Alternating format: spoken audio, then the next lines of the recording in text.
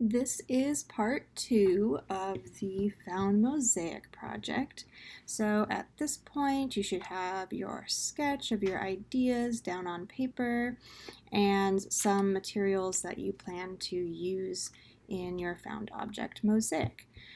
So I have my sketch here of my bee, that I am using the principle of design of balance with.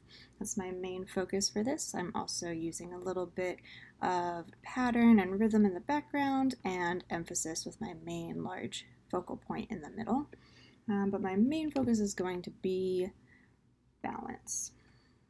So you want to make sure you have your sketch with a principle of design chosen that you are depicting in your sketch. And then you want some materials. So I have a few different options here as far as different yellows and golds to use in my bee. I have some kind of chocolate foil wrappers, some sequins, some beads. I might use some of the yellow ones out of here. I have a cracker box here that has a couple different values of yellow. So it has some darker values on the edges, and then it kind of gets lighter towards the middle. So I could utilize a few different values of that yellow color. I have my Funyun wrapper here. That's a nice bright yellow I might want to include. Some ribbon. This is transparent. So you can, for this project, you can layer different things. So if I put down one color, I could layer this over the top if I wanted. Typically in a traditional mosaic, we'll have different pieces arranged with spaces in between them. But for this found object mosaic, we can do a little bit of overlapping since it's a little bit more like a collage.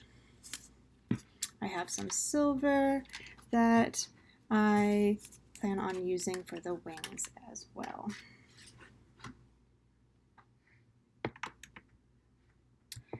So now for this part 2, I am going to start arranging my different pieces of my found objects onto my mosaic. So if you're using a different type of surface, like if you have harder, heavier objects that you want to use and you need a hardier surface like maybe cardboard, you'll want to sketch out your design on that as well so you'll know where to arrange the different pieces.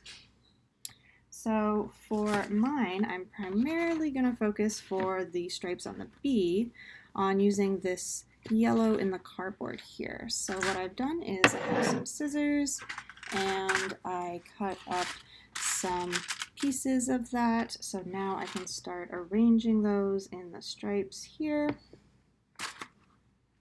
So you want to cut up any pieces that can be cut up into small pieces to arrange, and you want to make sure that they're small enough that they fit the area that you need. So for this one, that piece might be a little big. Maybe I'll put it more down here. So once you cut up some pieces, or you have small enough objects, you can start arranging them, see where they fit best. So I want to alternate the stripes. So let's do the bottom one, black. This one will be yellow, black, yellow, black, yellow, black, and so on. And so I'm just going to find some pieces that fit, or I can always cut these down smaller. So it just depends on what kind of material you're using, how small you can cut up things, or if they're already pretty small, you can just keep them the size that you have. Like with my beads that I have, those are really small, so I don't have to make them any smaller. So I'm just going to start to arrange different things and find a spot for everything. And then once I have found a spot for a lot of the pieces and I have it pretty arranged, I can start to glue them down. So for most materials, the regular Elmer's glue will work just fine for this. But if you do have any objects that need something a little hardier as far as the glue, and you have some hot glue or super glue or anything like that you have lying around, you can definitely use that as well. but I'm just going to start to arrange it all along here to fill in my design. I might overlap some pieces where I need that.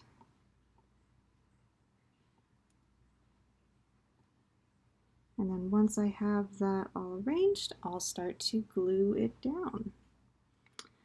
So if you are choosing a permanent design, make sure that you're gluing down your pieces. I would suggest kind of arranging a few of them in a small area and then starting to glue those down. You don't want to start to arrange everything and then glue down everything because you don't want to accidentally bump it and shift things. But it works really well to focus on one small area, kind of arrange things how you want, see how they're going to look, and then you can glue them down.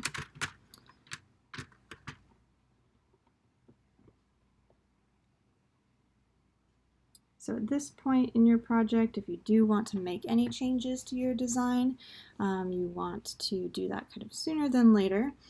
I'm starting down here with arranging my objects and kind of working more upward because I'm not quite sure about the shape of the eyes and the head here. I'm going to look up some images online of what the head and the eyes on a bee normally looks like from above. I'm not quite sure, so I need to look up some reference images and maybe adjust this a little bit. So I'm going to start down here and kind of work my way upward.